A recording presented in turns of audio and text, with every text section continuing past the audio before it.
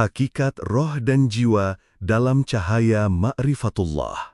Menyingkap rahasia diri menuju fana fi Allah.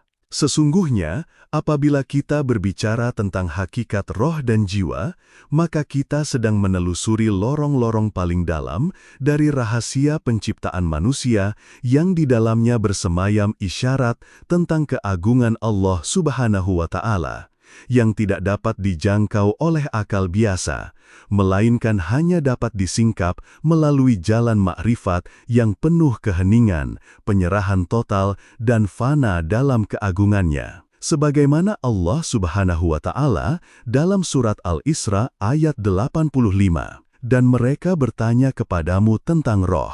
Katakanlah, roh itu termasuk urusan Tuhanku, dan tidaklah kamu diberi pengetahuan melainkan sedikit." Kalimat ini menegaskan bahwa roh adalah urusan murni Allah, bukan urusan makhluk, dan tidak mungkin manusia memahami secara sempurna kecuali sejauh Allah berkenan membuka tirai rahasianya. Sedangkan jiwa atau nafs adalah pancaran kesadaran individual yang menjadi tempat bagi seluruh sifat, kehendak, keinginan, dan kecenderungan manusia, sebagaimana difirmankan Allah Subhanahu wa Ta'ala dalam surat Asy-Syams ayat 7-10. Demi jiwa serta penyempurnaannya, ciptaannya, maka Allah mengilhamkan kepada jiwa itu jalan kefasikan dan ketakwaannya. Sesungguhnya, beruntunglah orang yang menyucikan jiwa itu, dan sesungguhnya merugilah orang yang mengotorinya. Dari ayat ini, kita paham bahwa jiwa memiliki peran sebagai ladang perjuangan, tempat bertarung antara cahaya ilahi dan kegelapan hawa nafsu. Sedangkan roh adalah nafas suci yang dititipkan Allah untuk menghidupkan jasad sebagai amanah tertinggi. Sebagaimana disebutkan dalam surat Shad ayat 72. "Maka apabila telah kusempurnakan kejadiannya dan kutiupkan kepadanya roh ciptaanku, maka hendaklah kamu tersungkur dengan bersujud kepadanya." Para ahli makrifat memandang bahwa roh adalah pancaran Nur Muhammad SAW yang menjadi hakikat awal segala sesuatu. Sebab, sebelum alam semesta diciptakan, Allah menciptakan cahaya Nabi Muhammad SAW terlebih dahulu. Sebagaimana diriwayatkan dalam hadis, yang pertama diciptakan Allah adalah cahaya nabimu, wahai Jabir. Maka dari cahaya itu lahir roh yang suci, lalu roh inilah yang diembuskan ke dalam diri setiap insan agar manusia memiliki kehidupan dan potensi untuk kembali menyaksikan Allah Subhanahu wa Ta'ala. Sedangkan jiwa adalah pakaian yang membungkus roh agar roh mampu berinteraksi dengan jasad dan alam materi. Para arif billah menekankan bahwa tugas manusia adalah menyucikan jiwa, tazkiyatun nafs, membimbingnya dari nafs ammarah, jiwa yang selalu memerintah kepada keburukan, menuju nafs lawamah, jiwa yang mencela diri, lalu ke nafs mulhamah, jiwa yang mendapat ilham, lalu ke nafs mutmainnah, jiwa yang tenang, selanjutnya ke nafs radiyah, jiwa yang ridho, kemudian ke nafs mardiyah, jiwa yang sempurna. Sebagaimana disebut dalam surat Al-Fajr ayat 27-30. "Hai jiwa yang tenang, kembalilah kepada Tuhanmu dengan hati yang puas lagi diridhoinya. Maka masuklah ke dalam golongan hamba-hambaku, masuklah ke dalam surgaku." Jiwa yang telah menyempurna menjadi mutmainnah, rodiyah, mardiyah, dan kamilah, itulah yang mampu menjadi cermin jernih bagi roh, sehingga sang roh dapat menyaksikan kemurnian zat Allah Subhanahu wa Ta'ala tanpa hijab, tanpa perantara, dan tanpa sekat keakuan.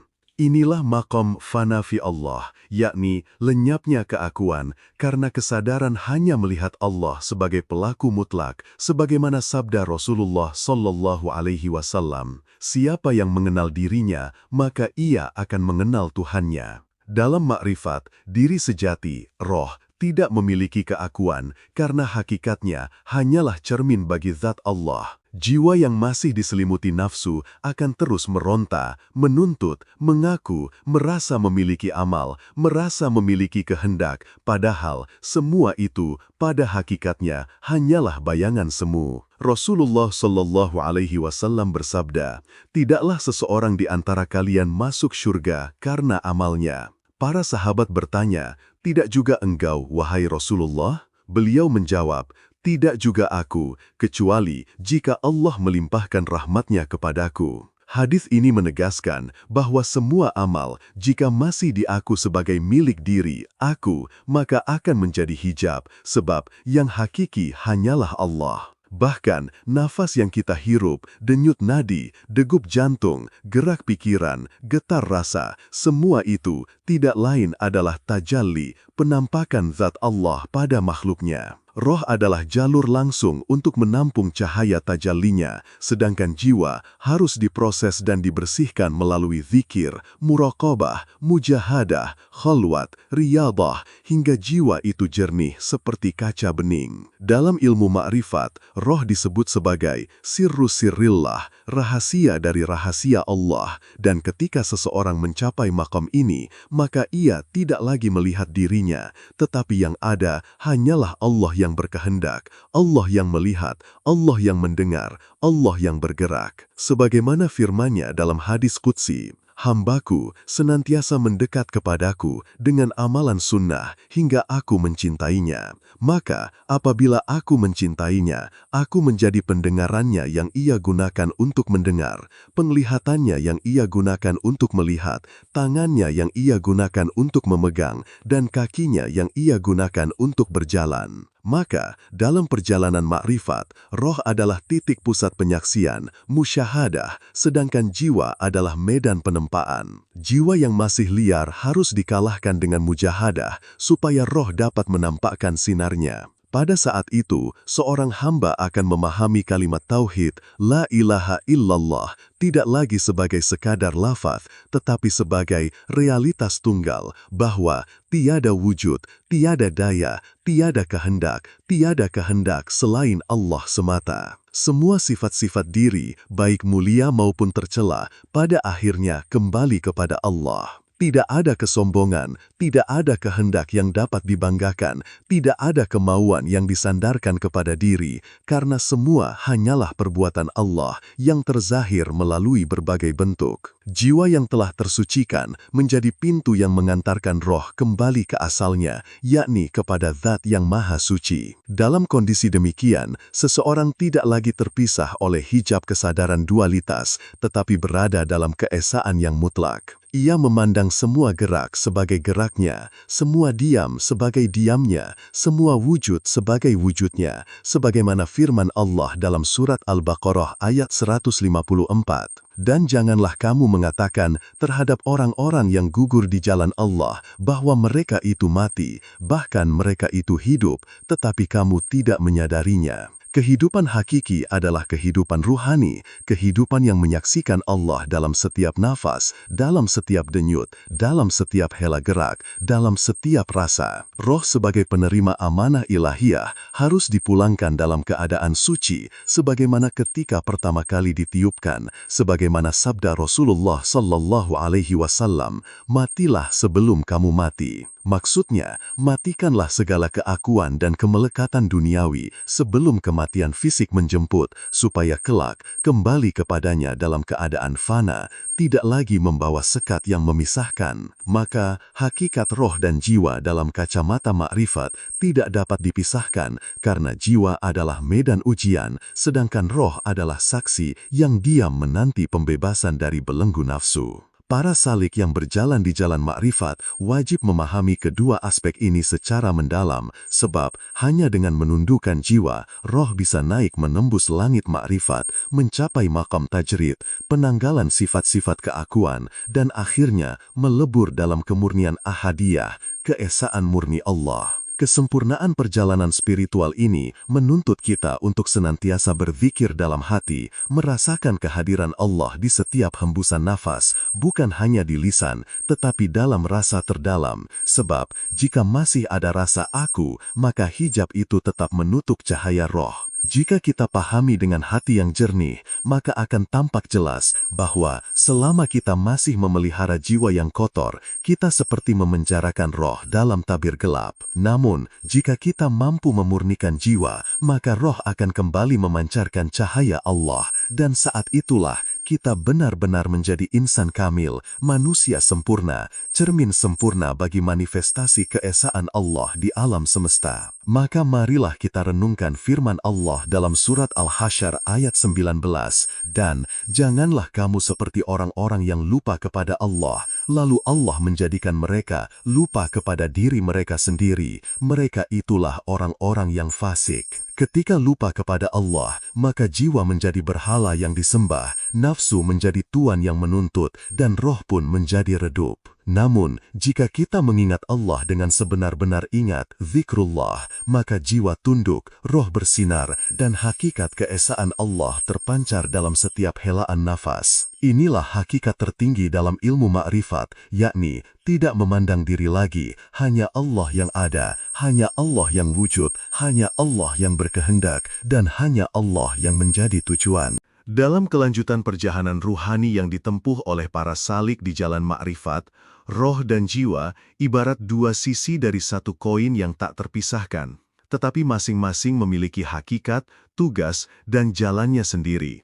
Roh adalah percikan nur Allah Subhanahu wa Ta'ala yang suci dan tidak pernah ternoda. Sementara jiwa adalah wadah pengalaman, tempat bercokolnya sifat-sifat manusia yang rendah maupun mulia, yang harus senantiasa ditapis dan disucikan hingga kembali kepada fitrah aslinya. Sebagaimana dijelaskan dalam surat Ar-Rum ayat 30, maka hadapkanlah wajahmu dengan lurus kepada agama Allah, tetaplah atas fitrah Allah yang telah menciptakan manusia menurut fitrah itu. Tidak ada perubahan pada fitrah Allah, itulah agama yang lurus, tetapi kebanyakan manusia tidak mengetahui. Ayat ini menegaskan bahwa fitrah roh adalah kesucian mutlak, sedangkan jiwa berpotensi menyimpang jika tidak dibimbing. Sebab dalam jiwa terdapat berbagai tingkatan nafsu yang membelenggu kesadaran hamba untuk menyaksikan Allah secara hakiki. Para arif billah menekankan bahwa perjalanan menyucikan jiwa,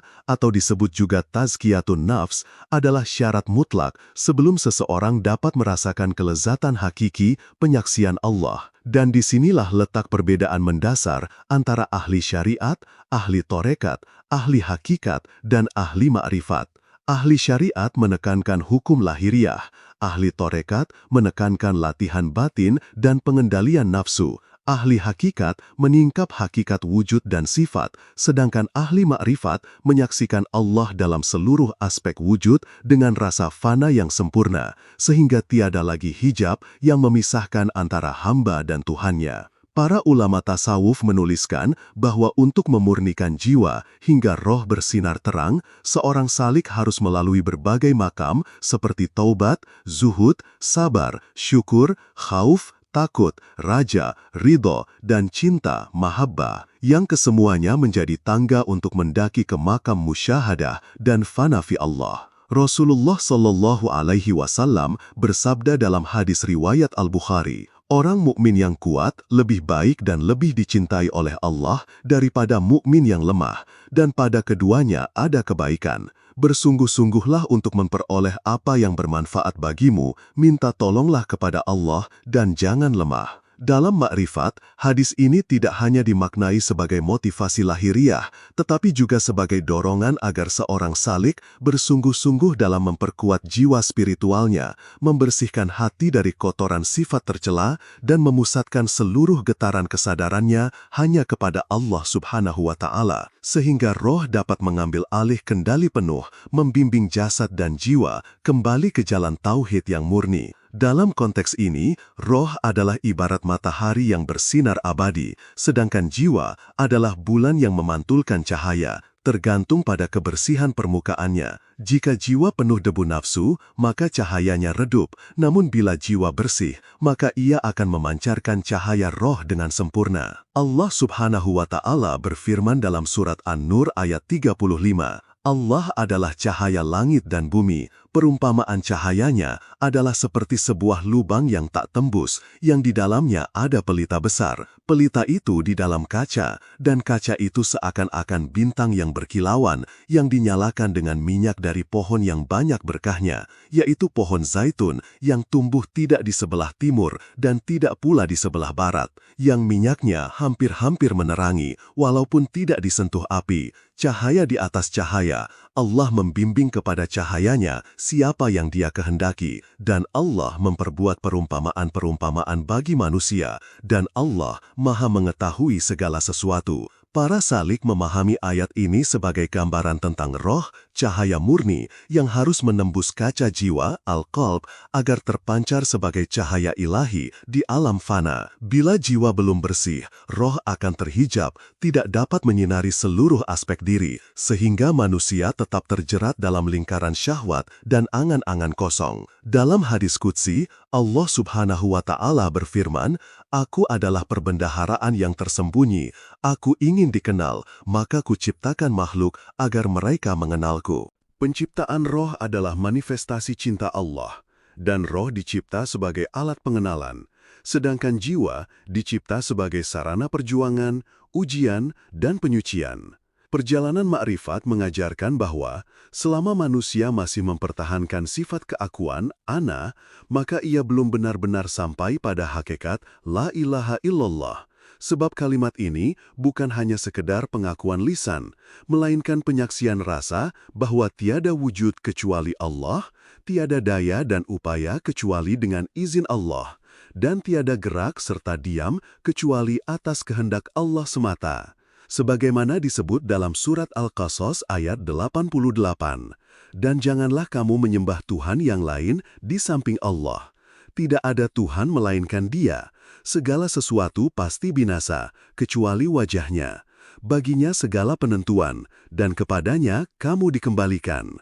Ayat ini adalah isyarat mutlak tentang kefanaan segala sesuatu, termasuk jiwa yang kelak hancur dan lenyap, sedangkan roh akan tetap dalam keabadian Allah. Para wali Allah dan para ahli makrifat tidak lagi melihat dirinya sebagai pemilik amal atau pemilik diri, sebab mereka telah hancur dalam zat Allah, yang disebut sebagai makam fana, kemudian diikuti dengan makam baka, yaitu tetap hidup dalam kesadaran hanya Allah. Mereka tidak lagi memandang dunia sebagai tujuan, melainkan sebagai kendaraan singkat untuk mengabdi dan menyaksikan kebesaran Allah. Dalam surat Al-Hadid ayat 3, "Dialah yang awal dan yang akhir, yang zahir dan yang batin, dan Dia Maha mengetahui segala sesuatu." Roh memancarkan kesaksian ini setiap saat, tetapi jiwa yang masih diselimuti kabut nafsu menolak untuk tunduk, ingin selalu tampil sebagai pusat.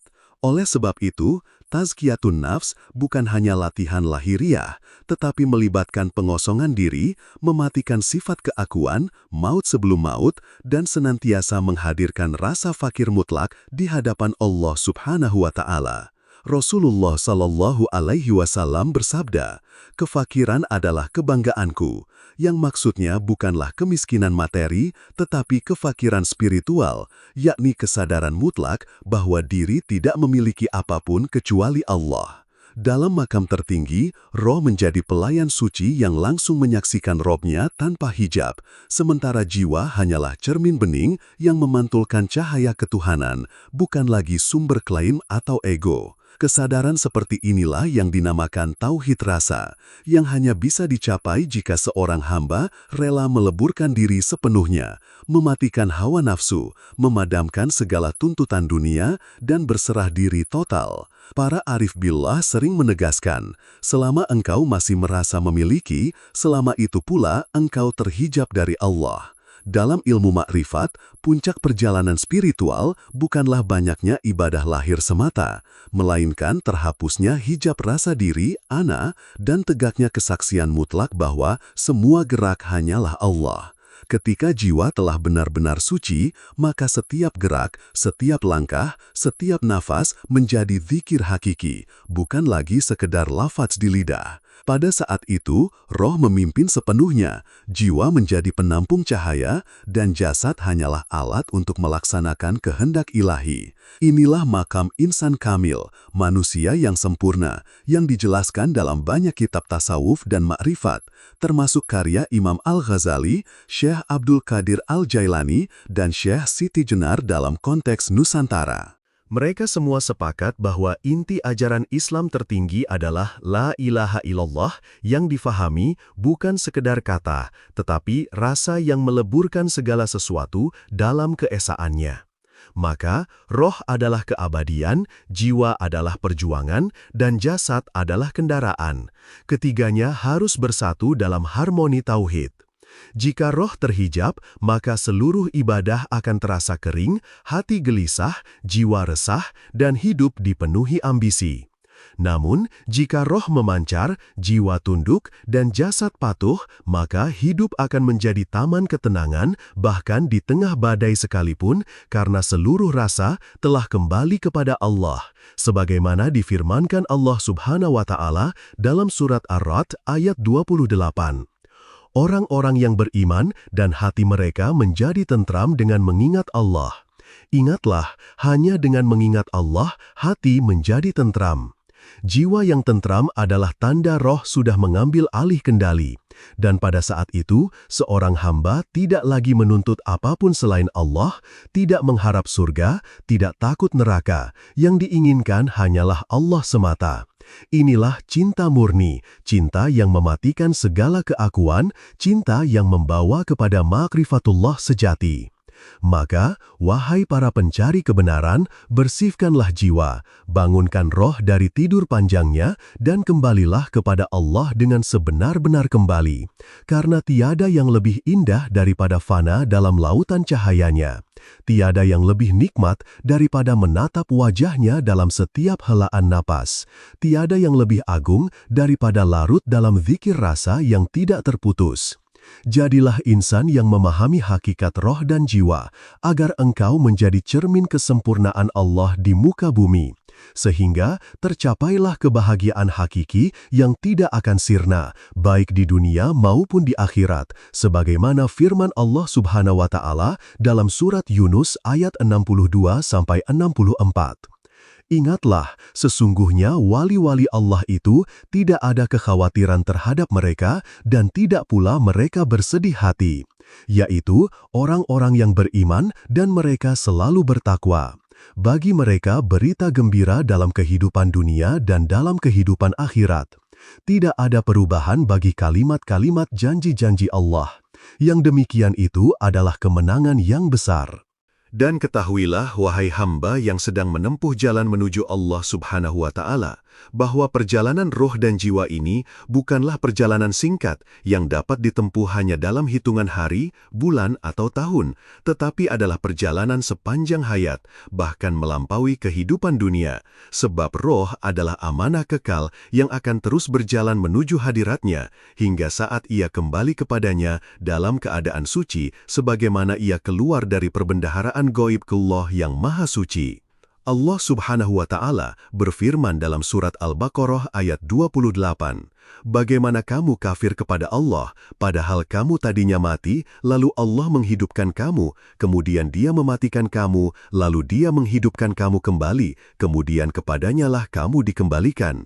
Ayat ini mengisyaratkan siklus kehidupan yang mencakup kematian sebelum kelahiran duniawi, keadaan roh di alam arwah, kehidupan dunia, kematian fisik, kehidupan di alam barzah, kebangkitan pada hari kiamat, dan akhirnya kembali kepada Allah Subhanahu wa Ta'ala. Dalam seluruh siklus ini, roh tidak pernah mati, yang mati hanyalah jasad, sedangkan jiwa akan dihisap dan ditimbang amalnya, sebagaimana firman-Nya dalam surat Al-Zalzalah ayat 7-8. Barang siapa mengerjakan kebaikan seberat zarah pun, niscaya dia akan melihat balasannya, dan barang siapa mengerjakan kejahatan seberat zarah pun, niscaya dia akan melihat balasannya. Jiwa yang baik akan bersatu dengan roh dalam kebahagiaan hakiki, sedangkan jiwa yang kotor akan terhalang dari roh yang suci, merasakan penyesalan tiada tara. Para ahli makrifat menegaskan bahwa sesungguhnya neraka dan surga bermula di dalam jiwa manusia di dunia ini, sebab hati yang dipenuhi zikir, ikhlas, sabar dan syukur akan merasakan surga batin, sedangkan hati yang dipenuhi dengki, iri, sombong, dan cinta dunia akan merasakan neraka batin bahkan sebelum kematian.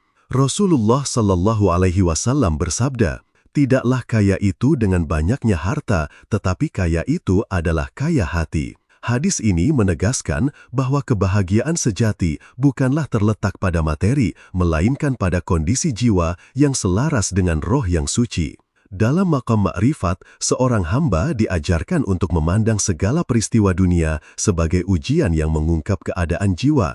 Ketika musibah datang, itu adalah cermin kesabaran. Ketika nikmat datang, itu adalah cermin kesyukuran. Jiwa yang telah dididik akan selalu tunduk kepada roh yang senantiasa terhubung kepada Allah Subhanahu wa Ta'ala. Allah berfirman dalam surat Ali Imran ayat 133-134, "Dan bersegeralah kamu kepada ampunan dari Tuhanmu dan kepada surga yang luasnya seluas langit dan bumi yang disediakan untuk orang-orang yang bertakwa, yaitu orang-orang yang menafkahkan hartanya baik di waktu lapang maupun sempit, dan orang-orang yang menahan amarahnya serta memaafkan kesalahan orang. Allah menyukai orang-orang yang berbuat kebajikan." Dalam tafsir Ma'rifat, ayat ini bukan sekadar ajakan moral, tetapi adalah peta perjalanan jiwa. Menafkahkan harta melambangkan melepaskan keterikatan dunia. Menahan amarah melambangkan mengendalikan nafsu. Memaafkan melambangkan membersihkan hati, sehingga roh dapat memancar tanpa terhalang kabut jiwa. Para arif billah menggambarkan hubungan roh dan jiwa seperti hubungan antara laut dan ombak. Roh adalah lautan luas yang tenang, jiwa adalah ombak yang terkadang tenang, terkadang bergelora. Jika ombak jiwa tidak dikendalikan, ia akan menutupi permukaan laut sehingga tidak terlihat kedalaman yang jernih. Tetapi jika ombak itu tenang, maka cermin laut akan memantulkan cahaya langit dengan sempurna. Itulah sebabnya Rasulullah Shallallahu Alaihi Wasallam bersabda dalam hadis riwayat Muslim, "Sesungguhnya Allah tidak melihat kepada rupa dan harta kalian, tetapi Dia melihat kepada hati dan amal kalian."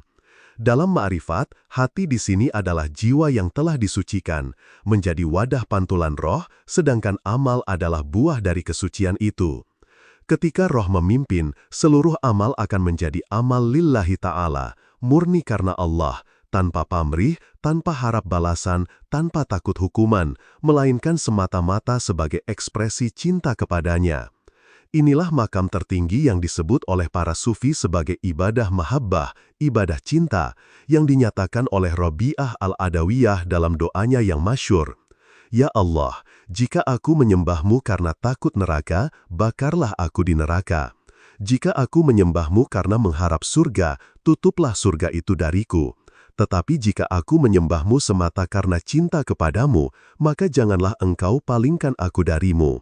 Doa ini adalah manifestasi jiwa yang sepenuhnya dikuasai roh, fana dalam cinta Allah. Allah Subhanahu wa Ta'ala pun berfirman dalam surat Al-Baqarah ayat 257, "Allah adalah pelindung orang-orang yang beriman. Dia mengeluarkan mereka dari kegelapan menuju cahaya. Dan orang-orang yang kafir, pelindung-pelindung mereka adalah Taghut, yang mengeluarkan mereka dari cahaya kepada kegelapan. Mereka itu adalah penghuni neraka, mereka kekal di dalamnya." Maka dalam makrifat, cahaya itu adalah cahaya roh, sedangkan kegelapan itu adalah kegelapan nafsu jiwa yang tidak dikendalikan. Barang siapa menempuh jalan tazkiyatun nafs hingga jiwa bersih, maka ia akan keluar dari kegelapan menuju cahaya, bukan sekadar di akhirat, tetapi sudah sejak di dunia ini. Oleh karena itu, wahai hamba Allah, jangan sia-siakan hidup yang singkat ini dengan mengabaikan roh dan memanjakan jiwa yang kotor, sebab hidup ini hanyalah perjalanan sebentar untuk kembali kepadanya. Sadarilah bahwa hakikat dirimu bukanlah jasad ini, bukan pula pikiran yang berubah-ubah, melainkan roh suci yang datang dari hadrat Allah. Dan tugasmu adalah membersihkan jiwa, agar roh itu dapat kembali dengan wajah bersinar, membawa aroma zikir, dan dibalut oleh cahaya cinta yang tidak pernah padam. Sesungguhnya, puncak makrifat adalah ketika engkau tidak lagi melihat perbedaan antara hidup dan mati, antara suka dan duka, antara nikmat dan musibah. Karena semua itu hanyalah gelombang di permukaan laut, sedangkan hatimu telah menyelam ke dasar samudra roh, di mana hanya ada Allah, Allah, Allah. Rahasia roh dan jiwa dalam cahaya ma'rifatullah, menyelami kedalaman sir insani menuju penyaksian hakikat. Dalam ilmu makrifat yang berlandaskan Al-Quran, hadis, dan penyingkapan hakikat oleh para arif billah, roh dan jiwa adalah dua istilah yang kerap digunakan secara bergantian oleh kebanyakan manusia. Namun pada hakikatnya, keduanya memiliki perbedaan mendasar baik dari segi hakikat penciptaannya, fungsinya, maupun kedudukannya dalam perjalanan insan menuju Allah Subhanahu wa Ta'ala. Roh adalah pancaran langsung dari perintah Allah. Ia adalah unsur ruhani murni yang tidak tercampur oleh unsur kebendaan, sebagaimana firman Allah dalam surah Al-Isra ayat ke-85. Wa yas'alunaka 'anir ruh, qulir ruhu min amri rabbi, wa ma utitum minal ilmi illa qalila, yang artinya, dan mereka bertanya kepadamu tentang roh. Katakanlah, roh itu termasuk urusan Robku, dan tidaklah kamu diberi pengetahuan melainkan sedikit. Ayat ini menegaskan bahwa roh berasal dari perintah Allah, tidak dapat diukur oleh akal manusia, dan hakikatnya tersembunyi sebagai rahasia besar Allah. Roh bukan makhluk yang tercipta dari unsur bumi, api, air atau udara, melainkan ia adalah ciptaan yang ditiupkan langsung oleh Allah ke dalam jasad manusia, sebagaimana disebutkan dalam surah Shad ayat ke-72. فَإِذَا سَوَّيْتُهُ وَنَفَخْتُ فِيهِ مِنْ رُوحِي فَقَعُوا لَهُ سَاجِدِينَ, yang artinya, maka apabila aku telah menyempurnakan kejadiannya dan telah meniupkan ke dalamnya ruhku, maka tunduklah kamu kepadanya dengan bersujud. Ayat ini menunjukkan kemuliaan roh sebagai tiupan langsung dari Allah yang menjadikan manusia mulia di antara ciptaannya. Sedangkan jiwa, nafs, adalah kesadaran individual manusia yang menjadi pusat dari segala keinginan, hawa, perasaan, dan dorongan. Jiwa adalah wadah bagi sifat-sifat manusiawi yang bisa naik ke tingkat yang luhur atau jatuh ke tingkat yang rendah, sesuai dengan pengendalian atau kelalaian manusia terhadapnya. Jiwa dalam Al-Quran dibagi menjadi beberapa martabat. An-nafs al-ammarah bis-su, jiwa yang memerintahkan kepada keburukan, sebagaimana firman Allah dalam surah Yusuf ayat ke-53. Innan nafsa la'ammaratum bis-su'i illa ma rahima rabbi, yang artinya, sesungguhnya jiwa itu benar-benar menyuruh kepada kejahatan kecuali jiwa yang diberi rahmat oleh Tuhanku.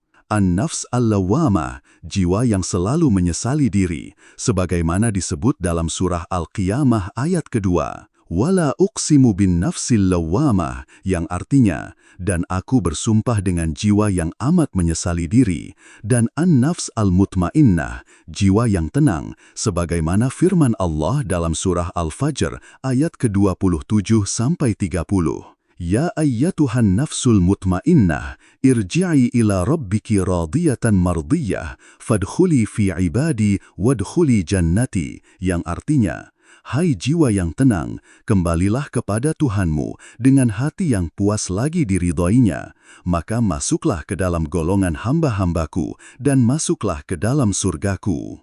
Dari sini jelas bahwa roh adalah sumber kehidupan yang kekal sampai Allah menghendaki, sementara jiwa adalah aspek kepribadian dan kesadaran manusia yang bisa berubah-ubah tingkatnya.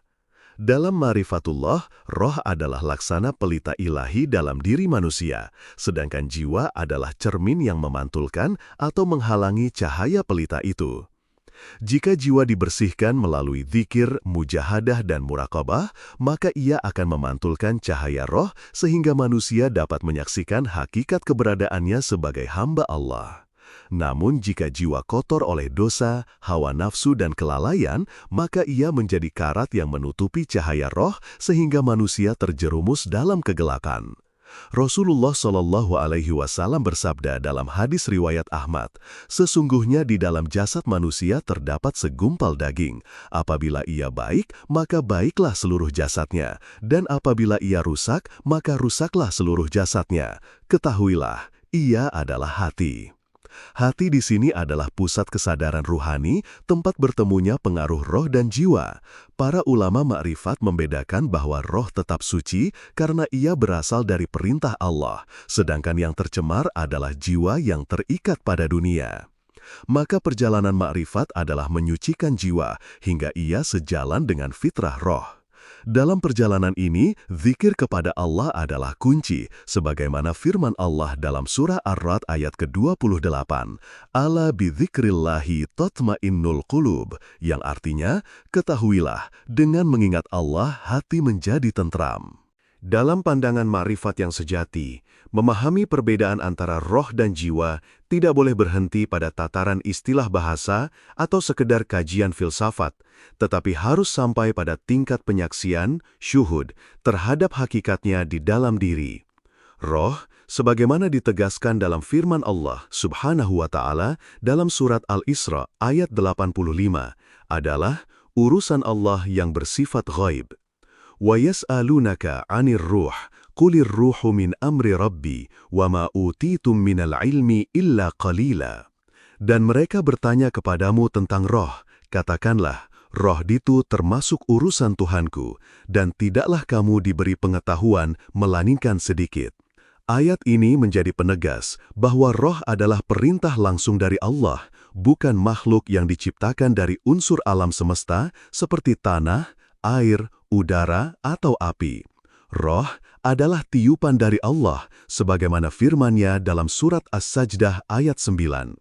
"Tsumma sawwahu wa nafakha fihi mir ruhihi wa ja'ala lakumus sam'a wal absar wal af'idah qalilan ma tashkurun." Kemudian dia menyempurnakan penciptaannya dan meniupkan ke dalamnya roh ciptaannya, dan dia menjadikan bagi kamu pendengaran, penglihatan, dan hati. Tetapi sedikit sekali kamu bersyukur. Inilah bukti bahwa roh berasal dari sisi Allah yang menjadi unsur kehidupan hakiki bagi jasad manusia. Tanpa roh, jasad hanyalah tubuh yang membeku, sedangkan dengan roh, seluruh anggota tubuh menjadi hidup. Roh ibarat cahaya yang menembus seluruh jaringan kehidupan manusia, dan ia tetap murni karena berasal dari sumber yang maha suci. Roh tidak ternoda oleh dosa karena ia bukan pelaku amal. Roh hanya penerima perintah langsung dari Allah. Sedangkan jiwa yang dalam bahasa Arab disebut nafs adalah pusat kesadaran, keinginan, nafsu, dan sifat-sifat yang mengendalikan perilaku manusia. Jiwa berada di wilayah antara roh dan jasad, berfungsi sebagai pengendali gerak hidup manusia di dunia.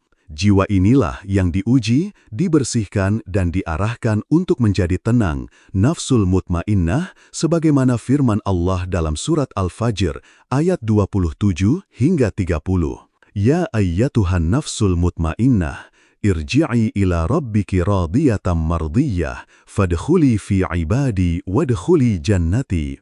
Wahai jiwa yang tenang, kembalilah kepada Tuhanmu dengan hati yang ridho dan diridhoinya, maka masuklah ke dalam golongan hamba-hambaku dan masuklah ke dalam surgaku. Roh tidak berubah sifatnya, tetapi jiwa dapat berubah sesuai dengan kebersihan atau kekotoran yang diakibatkannya. Jiwa bisa menjadi ammarah bisu, jiwa yang memerintahkan kepada keburukan, seperti disebutkan dalam surat Yusuf ayat 53. "Inna nafsa la ammaratum bisu illa ma rahima rabbi." Sesungguhnya jiwa itu benar-benar menyuruh kepada kejahatan, kecuali jiwa yang diberi rahmat oleh Tuhanku. Disinilah letak pentingnya pembersihan jiwa, tazkiyatun nafs, agar ia menjadi cermin yang jernih bagi cahaya roh. Bila jiwa kotor oleh syahwat, amarah, dan kesombongan, cahaya roh akan tertutup sehingga manusia terjebak dalam kehidupan yang gelap meskipun secara fisik masih hidup. Rasulullah Shallallahu Alaihi Wasallam menegaskan peran hati yang merupakan pusat jiwa dalam sabdanya, Ketahuilah bahwa di dalam tubuh manusia ada segumpal daging. Jika ia baik, maka seluruh tubuh akan baik. Jika ia rusak, maka seluruh tubuh akan rusak. Ketahuilah, segumpal daging itu adalah hati. Hadis riwayat Al-Bukhari dan Muslim. Hati dalam makna ma'rifat adalah pusat kendali jiwa yang harus dibersihkan agar roh dapat memancarkan nur ilahi secara sempurna ke seluruh dimensi diri manusia. Jiwa yang telah dibersihkan menjadi wadah yang siap menampung rahasia Allah, sementara roh yang suci akan memancar tanpa terhalang. Dalam praktik ma'rifat, orang yang mengenal perbedaan ini akan memahami bahwa tugas spiritualnya bukanlah memurnikan roh, karena roh sudah murni, melainkan memurnikan jiwa agar ia bisa selaras dengan kehendak Allah. Proses ini dilakukan melalui zikir yang hidup, tafakur, mujahadah, dan suluk di bawah bimbingan guru mursyid yang bersanad. Zikir menyambungkan jiwa kepada roh, dan roh kepada Allah.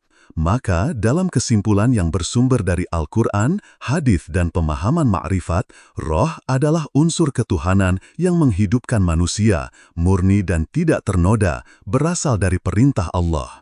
Jiwa adalah unsur kepribadian yang mengatur kesadaran yang dapat menjadi mulia atau hina, tergantung pada amal dan bimbingan yang dijalani. Roh bagaikan cahaya matahari, sedangkan jiwa adalah cermin. Jika cermin itu bersih, cahaya memancar indah. Jika ia buram, cahaya tetap ada, tetapi terhalang. Roh dan jiwa adalah dua istilah yang seringkali disamakan oleh manusia awam. Padahal, dalam pandangan ilmu makrifat, keduanya memiliki hakikat yang berbeda, walaupun saling terkait dan tidak dapat dipisahkan selama manusia hidup di dunia. Roh adalah tiupan langsung dari zat Allah Subhanahu wa Ta'ala, bersifat suci, murni, tidak berubah, tidak bertambah, dan tidak berkurang, sebagaimana firman Allah Subhanahu wa Ta'ala dalam surah Al-Isra ayat ke-85. وَيَسْأَلُونَكَ عَنِ الرُّوحِ قُلِ الرُّوحُ مِنْ أَمْرِ رَبِّي وَمَا أُوتِيتُم مِّنَ الْعِلْمِ إِلَّا قَلِيلًا, yang artinya, dan mereka bertanya kepadamu tentang roh. Katakanlah, roh itu termasuk urusan Tuhanku, dan tidaklah kamu diberi pengetahuan, melainkan sedikit. Ayat ini menjadi dasar bahwa roh berada di luar jangkauan ilmu akal semata, karena roh berasal dari alam amr, yaitu alam perintah Allah, bukan dari alam ciptaan materi seperti tubuh manusia. Roh tidak terikat ruang dan waktu, tidak pernah tua, tidak pernah sakit, tidak pernah rusak, dan tidak pernah mati, sebab ia adalah pancaran dari sifat hayat Allah yang kekal. Sedangkan jiwa, atau dalam bahasa Arab disebut nafs, adalah unsur diri manusia yang berhubungan dengan kesadaran, perasaan, keinginan, emosi, dan dorongan. Jiwa inilah yang menjadi wadah bagi pengalaman hidup yang dapat tumbuh, berubah, menjadi baik atau buruk tergantung kepada bimbingan dan pengendalian. Sebagaimana firman Allah Subhanahu wa Ta'ala dalam surah Asy-Syams ayat ke-7-10. Wa nafsin wa ma sawwaha fa'alhamaha fujuraha wa taqwaha qad aflaha man zakkaha wa qad khaba man dassaha, yang artinya, demi jiwa dan penyempurnaannya, lalu Allah mengilhamkan kepadanya jalan kefasikan dan ketakwaannya. Sungguh beruntunglah orang yang menyucikannya, dan sungguh merugilah orang yang mengotorinya. Dalam ilmu makrifat, roh diibaratkan sebagai cahaya murni yang selalu memandang Allah, sedangkan jiwa diibaratkan sebagai cermin yang dapat memantulkan cahaya roh atau malah menjadi gelap karena debu dosa. Roh tidak pernah berdosa karena ia selalu berada di hadirat Allah, tetapi jiwa dapat menjadi kotor jika mengikuti hawa nafsu. Maka dari itu, perjalanan makrifat adalah menyelaraskan jiwa dengan roh, sehingga seluruh kesadaran manusia kembali kepada fitrah aslinya, yaitu mengenal dan menyembah Allah dengan sebenar-benarnya penghambaan. Rasulullah Shallallahu Alaihi Wasallam bersabda dalam hadis riwayat Imam Muslim, Setiap anak dilahirkan dalam keadaan fitrah, maka kedua orang tuanya lah yang menjadikannya Yahudi, Nasrani, atau Majusi. Menunjukkan bahwa roh sejak awal telah membawa cahaya tauhid, namun jiwa dapat dipengaruhi oleh lingkungan dan hawa nafsu. Para ahli makrifat memahami bahwa tubuh hanyalah kendaraan, jiwa adalah pengemudi yang memegang kemudi, dan roh adalah kompas yang selalu menuju ke arah Allah. Bila jiwa mendengarkan bisikan roh, maka ia akan selamat. Namun bila jiwa mengikuti bisikan hawa nafsu dan syaitan, maka ia akan tersesat. Karena itu, Allah Subhanahu wa Ta'ala memerintahkan dalam surah Al-Fajr ayat ke-27-30, "Ya ayyatuhan nafsul mutmainnah, irji'i ila rabbiki radiyatan mardiyatan, fadkhuli fi ibadi, wadkhuli jannati," yang artinya, "Wahai jiwa yang tenang, kembalilah kepada Tuhanmu dengan ridha dan diridhoinya, maka masuklah ke dalam golongan hamba-hambaku dan masuklah ke dalam syurgaku." Menunjukkan bahwa tujuan akhir perjalanan spiritual adalah menjadikan jiwa tenang, nafsul mutmainnah, yang sepenuhnya tunduk kepada Allah, menyatu dengan arah roh yang selalu berada di hadiratnya. Dalam makrifat, jiwa harus melalui tahapan penyucian yang panjang, dari nafsu ammarah, jiwa yang memerintah kepada keburukan, naik ke nafsu lawamah, jiwa yang menyesali kesalahan, lalu ke nafsu mulhamah, jiwa yang mendapat ilham, hingga mencapai nafsu mutmainnah, jiwa yang tenang, dan seterusnya, menuju nafsu radiyah, jiwa yang ridha, mardiyah, jiwa yang sempurna, hingga kamilah, jiwa yang sempurna. Roh tidak perlu melalui tahapan ini karena roh sejak awal adalah suci, tetapi jiwa harus berjuang membersihkan diri agar dapat selaras dengan roh. Dalam pandangan hakikat, roh adalah rahasia Allah yang ditiupkan ke dalam tubuh manusia sebagai amanah, sedangkan jiwa adalah pengelola amanah itu di alam dunia. Rasulullah Shallallahu Alaihi Wasallam bersabda dalam hadits riwayat Imam Tirmidzi, "Sesungguhnya di dalam jasad ada segumpal daging. Jika ia baik, maka baiklah seluruh jasad, dan jika ia rusak, maka rusaklah seluruh jasad. Ketahuilah bahwa ia adalah hati. Dan hati inilah pusat interaksi antara roh dan jiwa. Bila hati dipenuhi cahaya zikir, maka jiwa akan memantulkan cahaya roh. Namun, bila hati dipenuhi kelalaian, maka jiwa akan gelap dan roh terhijab."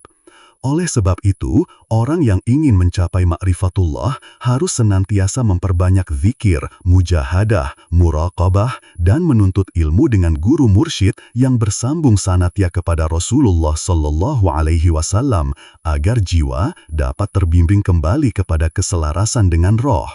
Dalam pandangan para arif billah, roh adalah laksana matahari yang selalu bersinar dan jiwa adalah laksana bumi. Bila bumi menghadap matahari, ia terang. Bila membelakangi matahari, ia gelap. Dan kematian bukanlah berakhirnya roh, melainkan berpisahnya roh dari tubuh dan jiwa dari jasad. Lalu, roh kembali kepada Allah, sedangkan jiwa mempertanggungjawabkan amalnya. Roh tidak berubah, tetapi keadaan jiwa menentukan nasib manusia di akhirat. Itulah mengapa memahami perbedaan roh dan jiwa bukan sekedar teori, melainkan jalan pembuka bagi insan untuk mengenal dirinya, dan barang siapa mengenal dirinya dengan hakikat yang benar, maka ia akan mengenal Tuhannya sebagaimana sabda Rasulullah Sallallahu Alaihi Wasallam yang masyhur di kalangan ahli makrifat, "Man 'arafa nafsahu faqad 'arafa rabbahu," yang artinya, barang siapa mengenal dirinya, maka sungguh ia mengenal Tuhannya. Maka pada hakikat yang lebih dalam, roh adalah tiupan langsung dari Allah Subhanahu wa Ta'ala, sebagaimana firman-Nya dalam surah As-Sajdah ayat ke-9, "Thumma sawwahu wa nafakha fihi min ruhihi," yang artinya, kemudian Dia menyempurnakannya dan meniupkan ke dalamnya rohnya. Roh ini adalah rahasia ilahi. Ia tidak bisa diukur dengan panca indera, tidak bisa ditangkap oleh akal semata, dan tidak tunduk pada hukum materi. Dalam ilmu ma'rifat, roh adalah tajalli nur Allah di dalam diri manusia yang menjadi penghubung langsung antara hamba dan Robnya. Adapun jiwa, nafs, adalah wadah kesadaran yang menerima pengaruh dari dua arah, dari roh yang murni dan dari jasad yang condong pada syahwat dunia. Itulah mengapa Al-Quran mengklasifikasikan jiwa dalam beberapa tingkatan, yaitu nafs ammarah, jiwa yang selalu memerintahkan kepada keburukan, sebagaimana difirmankan dalam surah Yusuf ayat ke-53, nafs lawamah, jiwa yang sering menyesali perbuatan buruknya, sebagaimana disebutkan dalam surah Al-Qiyamah ayat kedua, dan nafs mutmainnah, jiwa yang tenang, sebagaimana termaktub dalam surah Al-Fajr ayat ke-27 hingga 28. Roh selalu suci dan tidak pernah ternodai dosa, karena ia adalah anasir ketuhanan, sedangkan jiwa bisa kotor atau bersih sesuai dengan amalan dan tazkiyah penyucian yang dilakukan oleh manusia. Rasulullah Shallallahu Alaihi Wasallam bersabda dalam hadis riwayat Imam Bukhari dan Imam Muslim, sesungguhnya di dalam tubuh manusia ada segumpal daging, apabila ia baik, baiklah seluruh tubuh, dan apabila ia rusak, rusaklah seluruh tubuh. Ketahuilah, ia adalah qalb, hati. Dalam perspektif makrifat, hati inilah yang menjadi medan pertemuan antara roh dan jiwa, tempat pertarungan antara cahaya ilahi dan gelapnya hawa nafsu. Roh mengajak jiwa kembali kepada Allah, sedangkan hawa nafsu menariknya menuju kelalaian. Oleh karena itu, para arif billah memahami bahwa penyucian jiwa bukanlah untuk memperbaiki roh, karena roh itu sempurna, tetapi untuk menyingkirkan tabir yang menghalangi cahaya roh agar dapat memimpin seluruh kesadaran manusia. Roh adalah seperti matahari yang selalu bersinar, sedangkan jiwa adalah cermin. Bila cermin itu kotor, cahaya tidak akan tampak jelas. Maka, ma'rifatullah mengajarkan manusia untuk mengenal roh sebagai amanah Allah dan mengelola jiwa dengan tazkiyah dan mujahadah sehingga ia menjadi mutmainnah. Allah berfirman dalam surah Asy-Syams ayat ke-9, Qad aflaha man zakkaha, yang artinya, sungguh beruntung orang yang menyucikan jiwa itu. Dan dalam ayat berikutnya, Wa qad khaba man dassaha, yang artinya, sungguh merugilah orang yang mengotorinya. Maka jelaslah bahwa roh adalah unsur ketuhanan yang tidak berubah, sedangkan jiwa adalah medan ujian yang dapat naik atau turun martabatnya. Para wali Allah memandang roh sebagai pakaian rahasia Allah di dalam manusia, sedangkan jiwa sebagai pakaian ujian yang harus ditempa agar layak kembali kepadanya.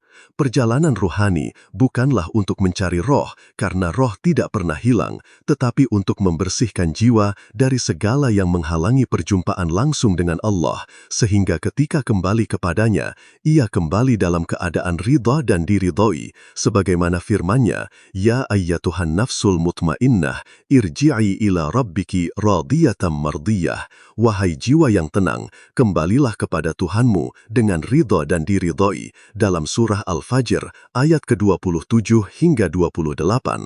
Roh selalu pancaran zat Allah yang kekal, sedangkan jiwa adalah ladang tempat menanam amal, membersihkan diri, dan menapaki jalan pulang kepada sumber asalnya. Para wali Allah memandang roh sebagai pakaian rahasia Allah di dalam manusia, sedangkan jiwa sebagai pakaian ujian yang harus ditempa agar layak kembali kepadanya.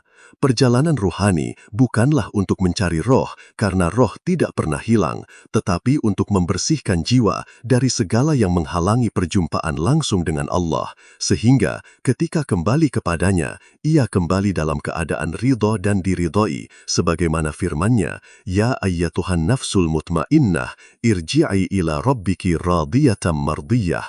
Wahai jiwa yang tenang, kembalilah kepada Tuhanmu dengan ridha dan diridhoi, dalam surah Al-Fajr ayat ke-27 hingga 28. Inilah puncak pemahaman ma'rifatullah tentang perbedaan roh dan jiwa. Roh adalah pancaran zat Allah yang kekal, sedangkan jiwa adalah ladang tempat menanam amal, membersihkan diri, dan menapaki jalan pulang kepada sumber asalnya. Maka, ketika kita memahami bahwa roh dan jiwa adalah dua hal yang berbeda tetapi saling terkait, kita juga harus mengerti bahwa keduanya memiliki titik temu yang menjadi medan ujian bagi manusia di dunia. Roh adalah pancaran murni dari Allah Subhanahu wa Ta'ala, ia suci dan tidak ternoda oleh dosa. Sebagaimana firman-Nya dalam surah Al-Isra ayat 85, وَيَسْأَلُونَكَ عَنِ الرُّوحِ Qulir ruhu min amri rabbi wa ma utitum minal ilmi illa qalila, yang artinya, dan mereka bertanya kepadamu tentang roh, katakanlah, roh itu termasuk urusan Tuhanku, dan tidaklah kamu diberi pengetahuan melainkan sedikit. Ayat ini menunjukkan bahwa roh berada di bawah kendali mutlak Allah, datang dan kembali kepadanya tanpa cela. Namun, jiwa, nafs, adalah wadah kesadaran manusia yang berada di antara jasad dan roh, tempat berkumpulnya keinginan, emosi, akal, dan hawa nafsu. Jiwa memiliki tingkatan sebagaimana disebutkan dalam Al-Quran seperti nafs ammarah, jiwa yang memerintahkan kepada keburukan, nafs lawamah, jiwa yang suka mencela diri karena dosa, dan nafs mutmainnah, jiwa yang tenang. Roh adalah ibarat cahaya yang memancar dari matahari ilahi, sedangkan jiwa adalah cermin yang bisa memantulkan cahaya itu dengan jernih atau sebaliknya, menjadi buram karena debu dosa. Hadis Nabi Muhammad SAW yang diriwayatkan oleh Imam Muslim menjelaskan, sesungguhnya di dalam tubuh manusia ada segumpal daging. Jika ia baik, maka baiklah seluruh tubuhnya. Dan jika ia rusak, maka rusaklah seluruh tubuhnya. Ketahuilah, itu adalah qalb, hati. Hati di sini adalah pusat kesadaran jiwa, dan ia menjadi pintu masuk bagi cahaya roh. Roh selalu mengajak menuju kebaikan, sebab ia membawa fitrah tauhid yang suci, sebagaimana dalam hadis qudsi Allah berfirman, Aku telah menciptakan hamba-hambaku dalam keadaan hanif, lurus, tetapi kemudian setanlah yang menyesatkan mereka. Maka, perbedaan mendasar antara roh dan jiwa adalah bahwa roh adalah sumber kehidupan yang bersifat malakuti, ketuhanan, dan tidak terkotori. Sedangkan jiwa adalah pengendali jasad yang bersifat insani dan bisa terpengaruh oleh bisikan setan atau dorongan hawa nafsu. Dalam pandangan ma'rifat, roh adalah saksi yang kekal atas keesaan Allah sebagaimana dalam surah Al-A'raf ayat 172, ketika Allah mengambil persaksian dari roh seluruh anak cucu Adam, alastu bi rabbikum, qalu bala syahidna, yang artinya, bukankah aku ini Tuhanmu? Mereka menjawab, benar, kami menjadi saksi. Ayat ini membuktikan bahwa roh telah mengenal Allah jauh sebelum jasad dan jiwa dibentuk di dunia. Sedangkan jiwa baru mulai berinteraksi dengan dunia ketika ia bersatu dengan jasad, dan disitulah dimulainya perjalanan panjang ujian untuk kembali kepada Allah dalam keadaan bersih seperti semula. Dalam ilmu makrifat, proses penyucian jiwa agar sesuai dengan roh disebut tazkiyatun nafs, dan ini hanya bisa tercapai dengan zikir, mujahadah, dan suluk di bawah bimbingan mursyid yang bersanad hingga Rasulullah SAW. Zikir berperan sebagai getaran ilahi yang menghidupkan hati, menghapus karat maksiat, dan menjernihkan cermin jiwa sehingga cahaya roh bisa memantul tanpa terhalang. Mujahadah adalah perjuangan melawan hawa nafsu, sedangkan suluk adalah perjalanan spiritual menuju Allah melalui makom-makom yang penuh ujian. Dalam Al-Quran, surah Asy-Syams ayat 9-10, Allah berfirman, Qad aflaha man zakkaha wa qad khaba man dassaha, yang artinya, sungguh beruntung orang yang menyucikan jiwanya dan sungguh merugi orang yang mengotorinya. Maka, keberhasilan hidup hakiki bukan diukur dari panjangnya umur atau banyaknya harta, tetapi dari sejauh mana jiwa mampu kembali bersatu dengan kehendak roh yang selalu patuh kepada Allah. Orang yang mencapai makom ini disebut oleh para arif billah sebagai insan kamil, yang hati, jiwa, jasad, dan roh menyatu dalam kesaksian abadi, La ilaha illallah, bukan hanya di lisan, tetapi juga di seluruh wujudnya. Roh mengantarkan manusia kepada asalnya, sedangkan jiwa yang bersih menjadi kendaraannya. Inilah rahasia mengapa para wali Allah selalu tampak tenang, sebab roh mereka senantiasa memandang Allah dan jiwa mereka tidak lagi dikuasai hawa nafsu. Sebaliknya, orang yang jiwanya kotor meskipun rohnya tetap suci akan hidup gelisah karena terputus dari cahaya ilahi yang seharusnya mengalir melalui dirinya. Itulah sebabnya Allah menyeru dalam surah Al-Fajr ayat 27-30, Ya ayyatuhan nafsul mutmainnah, irji'i ila rabbiki radiyatan mardiyah, fadkhuli fi ibadi wadkhuli jannati, yang artinya, wahai jiwa yang tenang, kembalilah kepada Tuhanmu dengan ridha dan diridhoi, maka masuklah ke dalam golongan hamba-hambaku dan masuklah ke dalam surgaku. Ayat ini adalah panggilan bagi jiwa yang telah berhasil kembali selaras dengan roh, sehingga ia kembali kepada Allah dalam keadaan murni seperti saat ia bersaksi di alam ruh dahulu. Maka jelaslah bahwa dalam pandangan ma'rifatullah yang mendalam, ruh dan jiwa memiliki perbedaan yang sangat hakiki, walaupun keduanya seringkali disamakan oleh kebanyakan orang awam. Ruh adalah tiupan suci yang berasal dari Allah Subhanahu wa Ta'ala, sebagaimana firman-Nya dalam surah As-Sajdah ayat 9. ثُمَّ سَوَّاهُ وَنَفَخَ فِيهِ مِنْ رُوحِهِ وَجَعَلَ لَكُمُ السَّمْعَ وَالْأَبْصَارَ وَالْأَفْئِدَةَ قَلِيلًا مَا تَشْكُرُونَ. Kemudian Dia menyempurnakan kejadiannya dan meniupkan ke dalamnya ruh ciptaannya, dan Dia menjadikan bagi kamu pendengaran, penglihatan, dan hati. Sedikit sekali kamu bersyukur. Ayat ini menegaskan bahwa ruh memiliki asal yang sangat mulia, bersumber langsung dari perintah dan kehendak Allah Subhanahu wa Ta'ala, bukan makhluk yang terpisah, melainkan pancaran kehendaknya yang menghidupkan jasad manusia. Ruh tidak akan pernah mati, karena ia berasal dari alam amr, perintah Allah, sebagaimana difirmankan dalam surah Al-Isra ayat 85.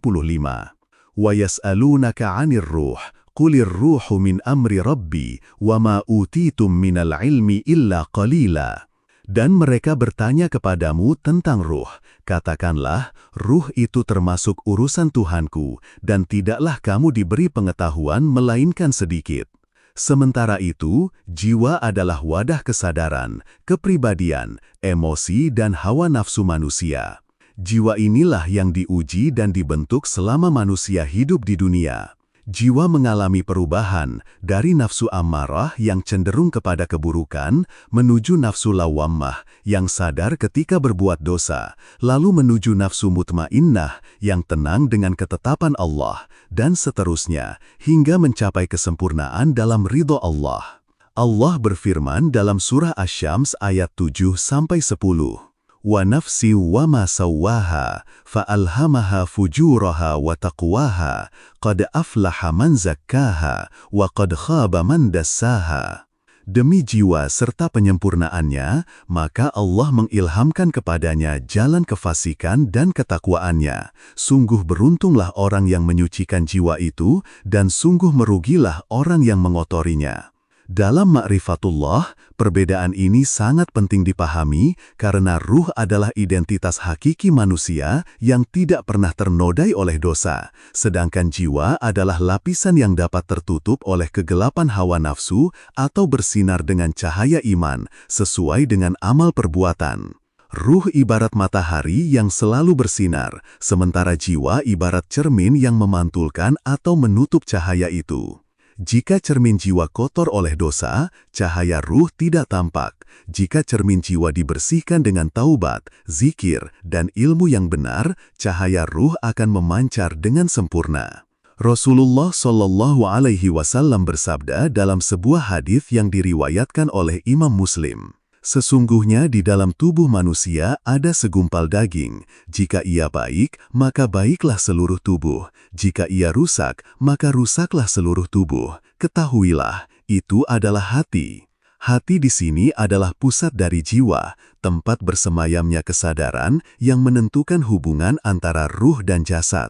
Ketika hati bersih, ia menjadi jembatan yang jernih antara ruh yang suci dengan jasad yang fana, sehingga segala perbuatan manusia dipandu oleh cahaya ilahi. Oleh sebab itu, dalam jalan makrifat, pembersihan jiwa menjadi tugas utama seorang salik. Zikir, sholat khusyuk, puasa yang penuh kesadaran, sedekah yang ikhlas, membaca Al-Quran dengan hati, serta duduk di hadapan guru mursyid yang bersanad hingga Rasulullah adalah metode untuk menjernihkan jiwa, agar ruh dapat memandu jasad dengan sempurna. Jiwa yang telah bersih dan tenang akan dipanggil Allah dengan panggilan penuh kemuliaan, sebagaimana disebutkan dalam surah Al-Fajr ayat 27 hingga 30. Ya ayyatuhan nafsul mutmainnah, irji'i ila rabbiki radiyatan mardiyah, fadkhuli fi ibadi, wadkhuli jannati. Wahai jiwa yang tenang, kembalilah kepada Tuhanmu dengan ridha dan diridai, maka masuklah ke dalam golongan hamba-hambaku dan masuklah ke dalam surgaku. Kesimpulannya, ruh adalah asal kehidupan manusia, suci, berasal dari Allah dan tidak berubah oleh dosa, sedangkan jiwa adalah kesadaran dan kepribadian manusia yang diuji dan dibentuk oleh kehidupan di dunia. Ruh adalah amanah ilahi yang kekal, sementara jiwa adalah ladang ujian yang harus disucikan. Ruh tidak memerlukan perbaikan, tetapi jiwa harus dibimbing, disucikan dan diarahkan agar selaras dengan ruh. Maka, barang siapa mengenal ruh dan mampu menyucikan jiwanya, ia akan sampai pada hakikat ma'rifatullah, mengenal dirinya dan dengan itu mengenal Tuhannya, sebagaimana sabda Rasulullah SAW. Barang siapa mengenal dirinya, maka ia mengenal Tuhannya.